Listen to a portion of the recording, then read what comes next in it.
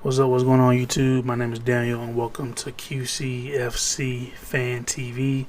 This is going to be a Charlotte FC fan channel where we discuss match reactions, pre-match stuff, transfer news, all that good stuff. Just really anything surrounding the new Charlotte expansion team. I'm a big soccer football fan myself.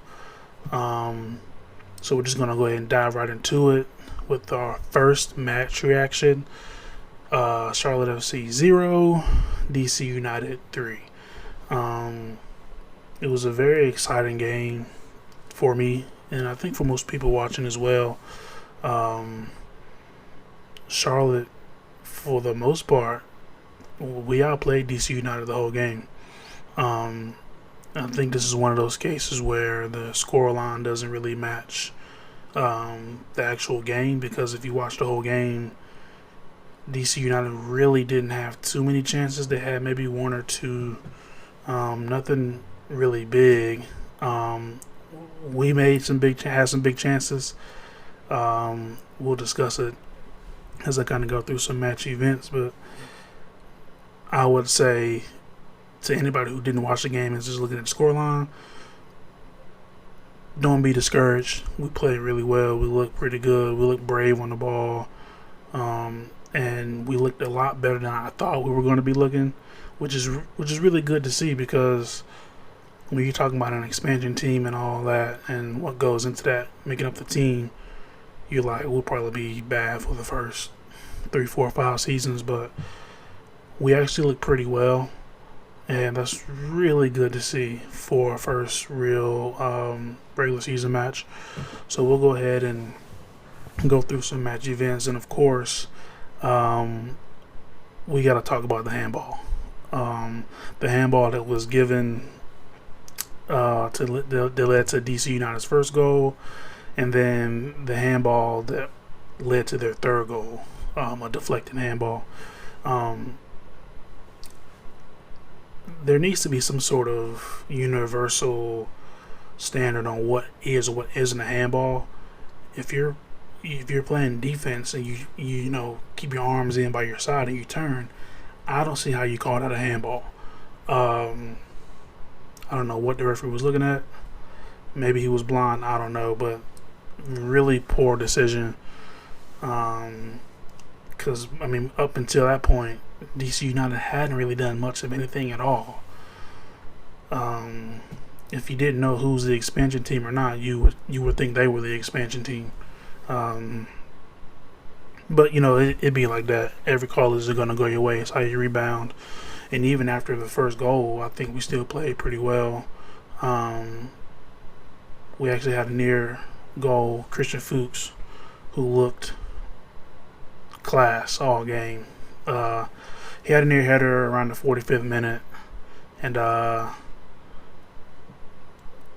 just before halftime, they get their first deflected goal, which actually went off Christian Fuchs. And again, this is one of those things where you can't really control. It's one of those games, honestly, because DC United didn't do anything. They didn't deserve to win. They got to win. I thought we fully deserved to win, but there are going to be games where we don't deserve to win and get the result. So it's part of the game. So being down 2-0 at halftime, I thought we were kind of going to come out and look shell shocked, but I think the players really rallied well, and again, we looked the better team in the first half and the second half. So they kind of continue that trend, being brave on the ball, and I can see the link-up play they're trying to do, and hopefully, I'm sure they're going to experiment with the starting lineups over the next few weeks. But I have no complaints with who he picked. I don't think anybody probably would have had complaints with this being the first real game. So with that being said, DC United had a half chance. Good cross. Bad finish. Actually, the cross was really, really good, but the finish was grade school. He kind of skied it over the bar. again, just really one of their only chances that they had all game, and that's really the only big chance that I can think of that comes to mind. Um, Shortly after that, Christian Fuchs with another header. This time it was a fingertip save. Christian Fuchs, for me, was the man of the match. He was up and down, making his presence felt on both sides of the field. Um, he probably had about 3 or 4 really good headers and 2 really, really good headers that could have been goals. And on a different day, 2 of those probably go in, or the keeper doesn't get to it, which it be like that sometimes. So, you know, um, yeah, definitely my man of the match. But continuing on, um, their third goal to make it 3-0. Another ridiculous deflection, and like I mentioned earlier, if you're going to be consistent about handball, this should have been a handball on them. If you're going to call Bernico's handball when he, was tucked in, you're going to call that a handball when he's turning like this. I don't know the DC United player, but he had his hand out, his arm extended. It wasn't in a natural position. Deflects off the keeper, deflects off his arm, goes in.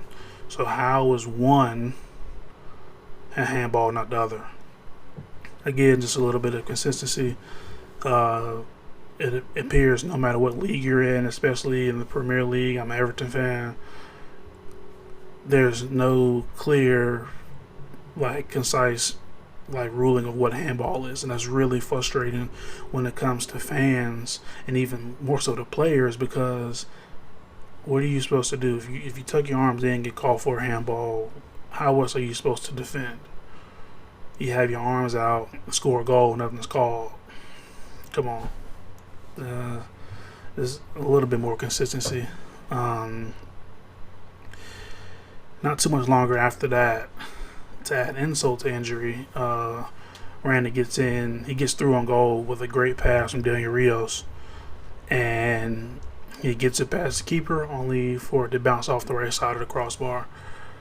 One of those games, right, where your opponent is literally doing nothing and scoring goals while you're getting through on goal, good link-up play, brave on the ball, everything that a manager could ask for, fans could ask for, and we're getting nothing.